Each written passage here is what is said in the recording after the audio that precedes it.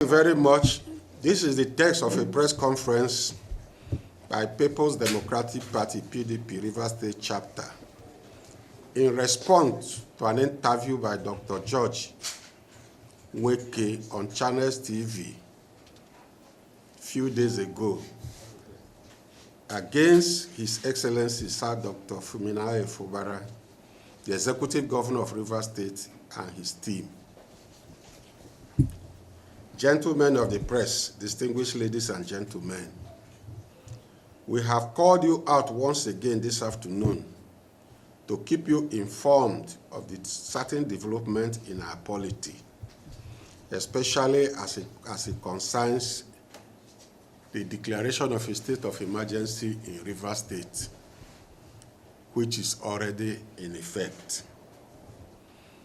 You will recall that the President on the 18th day of March 2015 declared a state of emergency on the state of Rivers 2025, suspended the executive governor of Rivers State and the State House of Assembly for a period of 6 months and appointed a sole administrator. The purpose, according to the President, is to restore peace and order. But as we all know, there is no breakdown of law and order in any part of Rivers State. That is why, since the assumption of office, the sole administrator has no work to do. Besides, Section 305 of the Constitution of the Federal Republic of Nigeria, 1999, as amended, spelled out conditions that should warrant a declaration of a state of emergency in any part of the country. For instance, the country must be at war. There must be imminent threat of war in any part of the country. There must be breakdown of law and order, or a threat to a total breakdown of law and order. And perhaps the governor of a state can request the President, via motion supported by two-third majority of the House of Assembly, to declare a state of emergency. Finally, there is no natural disaster in the state as to warrant a declaration of a state of emergency. All the conditions spelled out by the Constitution for a declaration of emergency, none is in existence in Rivers State. Today, as we speak, the sole administrator has resumed work. But you can agree with me, agree with the party, that there is no deployment of the military, army, navy, air force, or the police anywhere in any part of Rivers State. You can also agree with us that there is no breakdown of law and order in this state. There is no threat to the survival, peace, and existence of citizens in Rivers State as we speak. The sole administrator now merely occupies himself with dismantling existing governance structure in the state. For instance, he has sacked the Secretary to State Government, sacked the Chief of Staff, suspended all chairmen, board members of parastatals and agencies of government. He has equally gone ahead to ask head of local government administration to give him nominal roles of local government council. Local government council is a third tier of government. They have no business with the state, but is tinkering with local government. That is to tell you that the situation that has warranted, may have warranted a declaration of a state of emergency is non-existent in the state. What he's doing is pure politics, which is not enough for a declaration of a state of emergency. Going forward, a few days ago, the head of service, Dr. George Nwaeke, was forced to resign as the head of service of the civil service of Rivers State. And George Nwaeke, having resigned, easily became an easy tool in the hands of the FCT Minister, Ewoh, and his team, who are bent on bringing down the state. What did they end up in doing with George Nwaeke? George Nwaeke was compromised, and he became a serial betrayer. Just like Judas Iscariot decided to betray his master, Jesus Christ, George Nwaeke has decided to betray his own master, his benefactor, the executive governor of Rivers State, Fubara. We are sure the way Judas Iscariot ended, that George Nwaeke will end the same way. Judas Iscariot ended up committing suicide because he lied against Jesus Christ.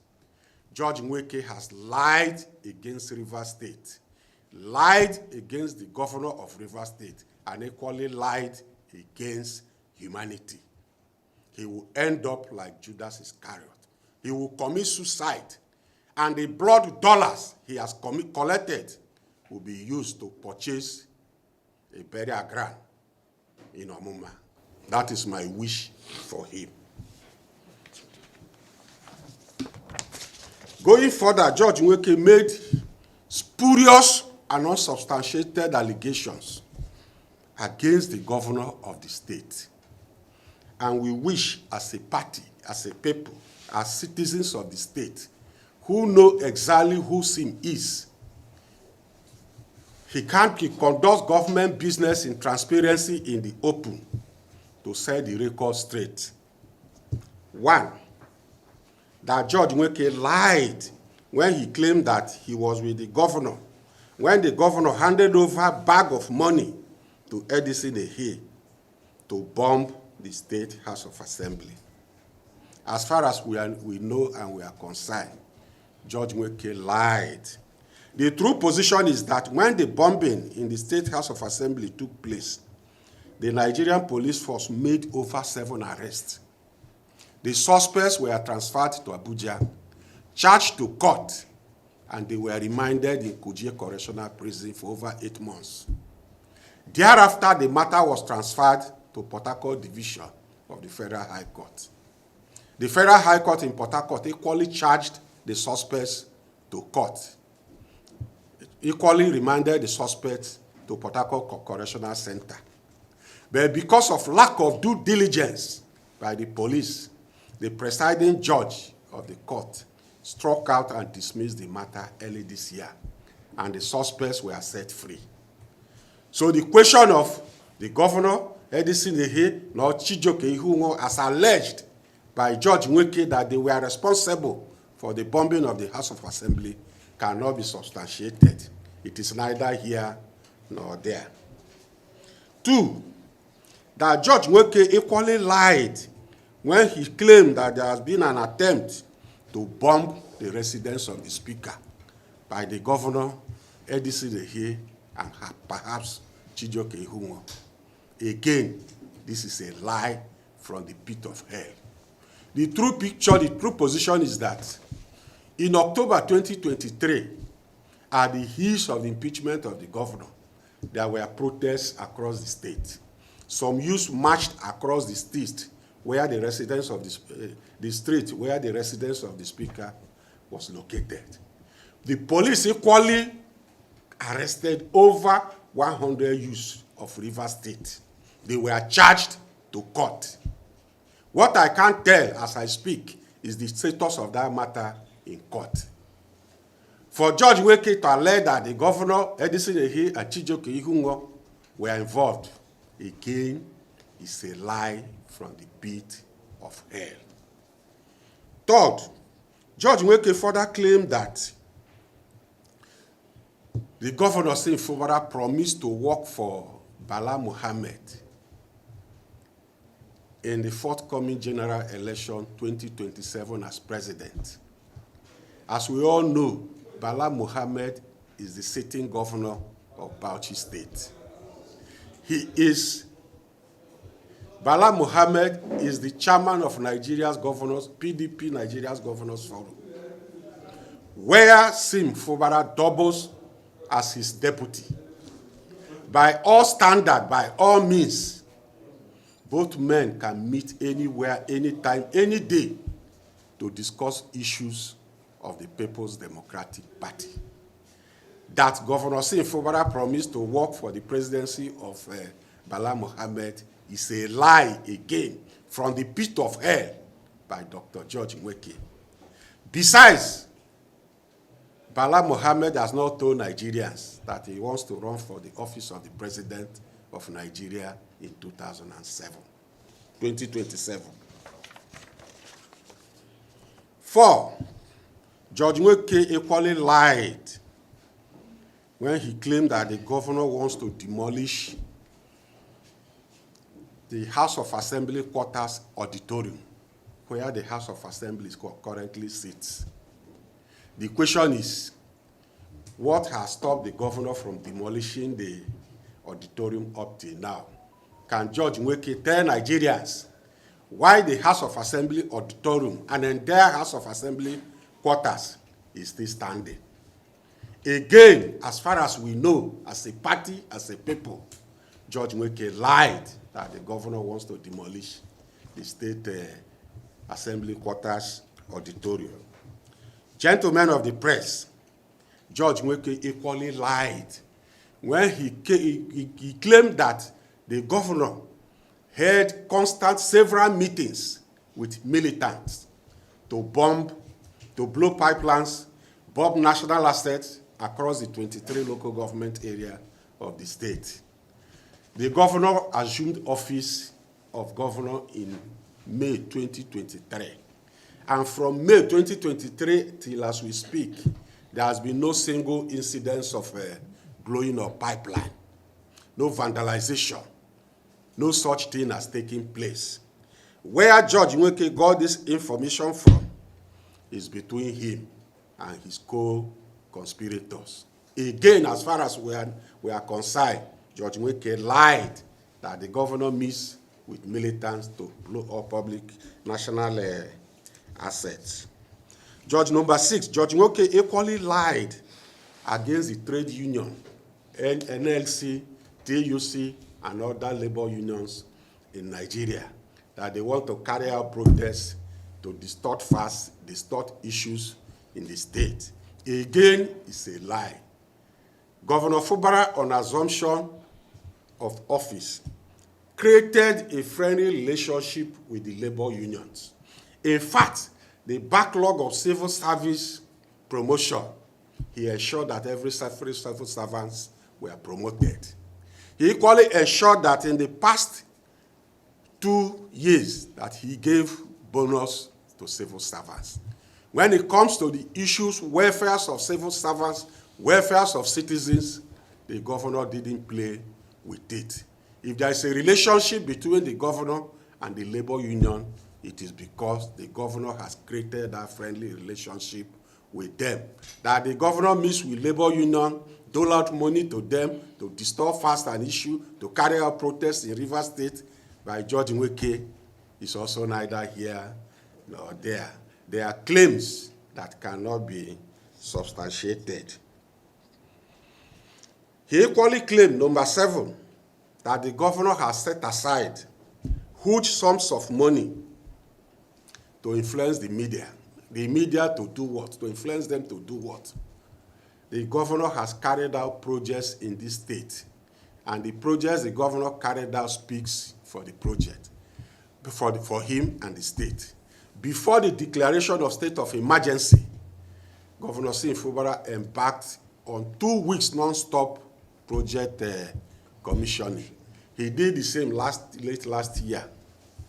If SIM is popular, it's not because he paid the media. It is because he is delivering on the dividends of democracy and the mandate given to him by Rivers people. For Nwaeke to claim that the governor set aside huge sums of money to the media is equally lies from the pit of hell, and the lies cannot be substantiated.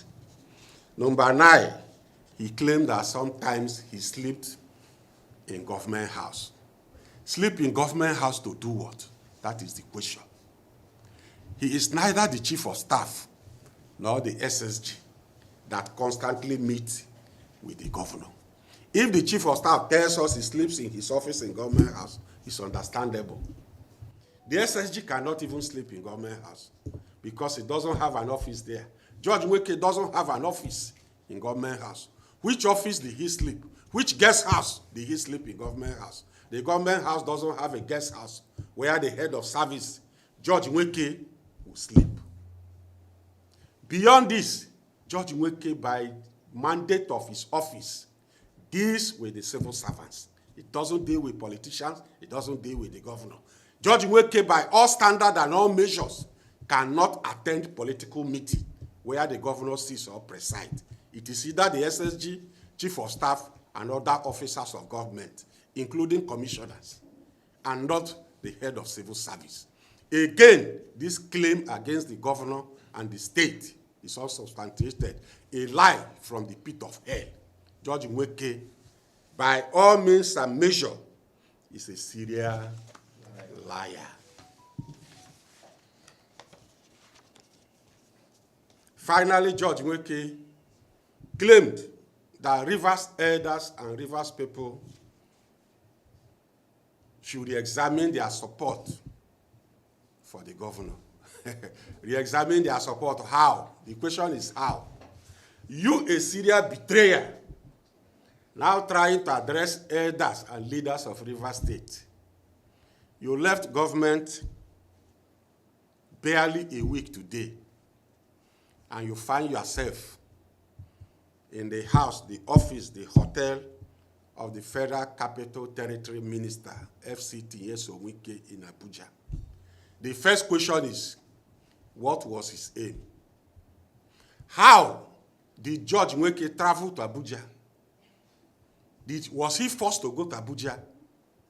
George Nwaeke had a career that spent over 40 years. He had put in service to the Rivers State government for over 40 years. George Nwaeke is close to 70 years. So whatever he's doing, whatever he's saying, whatever script he has read is because he was prepared and he has made up his mind for it. Nothing happens by accident. He bought the ticket that he used in traveling to Abuja. He packed his luggage in his house, went to the airport, boarded the flight, landed in Abuja, and went straight to Transcorp, where they kept for him to read the script. So nothing is accident. He's an adult, full-fledged adult. He's matured. He's a serial betrayer. Having betrayed to this extent, why would leaders and elders of Rivers State take him serious? Why did he think he's in a position to counsel Rivers elders and people to review their support for the governor? It is simply not possible. The support the leaders and elders of Rivers State, including Rivers citizens, have for the governor is sacrosanct. They trust his government, and they will continue to trust their government. They trust the governor as a person, they will continue to trust him. Sim conducts government business in the public with all degree of transparency. Therefore, the people will continue to support him. Finally, because we have examined, we have looked, and we have found no iota of truth in the entire drama that George Nwaeke acted, we have come to the conclusion that George Nwaeke, one, is a betrayer, serial betrayer. Two, highly compromised. Third, that he could not resist blood dollar. And for this reason, we call on Rivers people not to take any of the things that came out of the mouth of George Nwaeke serious and as being true. Two, we call on the President of the Federal Republic of Nigeria, Bola Ahmed Tinubu, to see the desperation in his minister.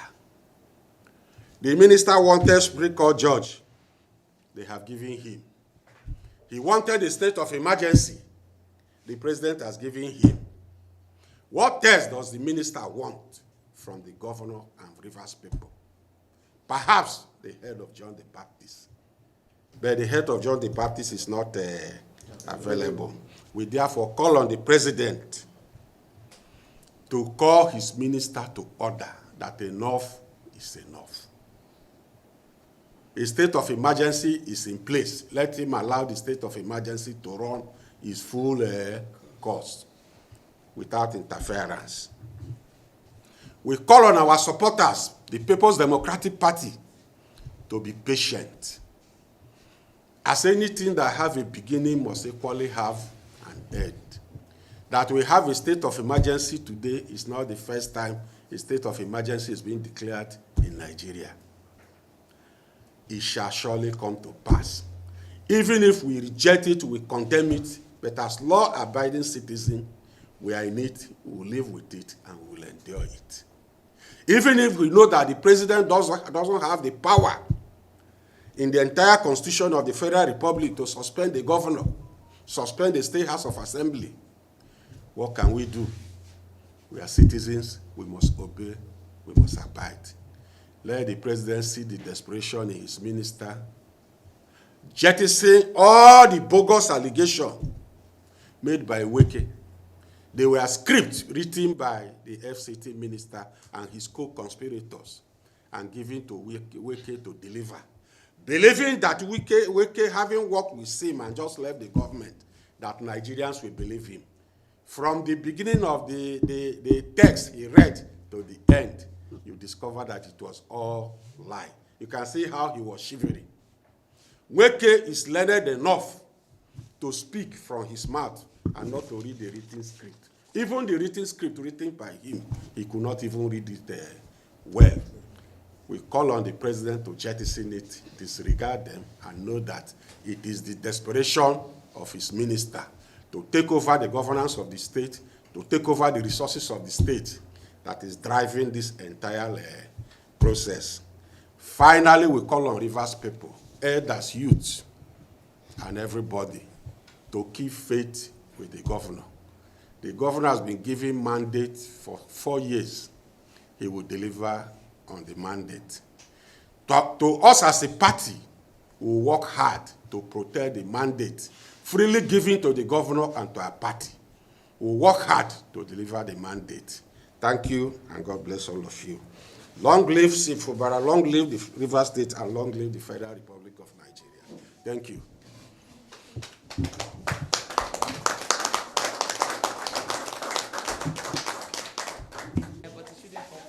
It has come already. Do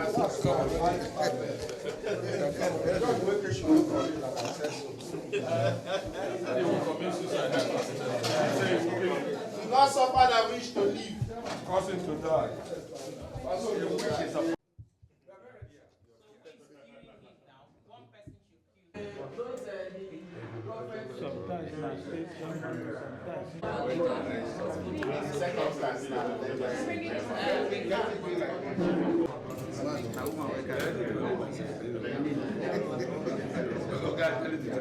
You are right.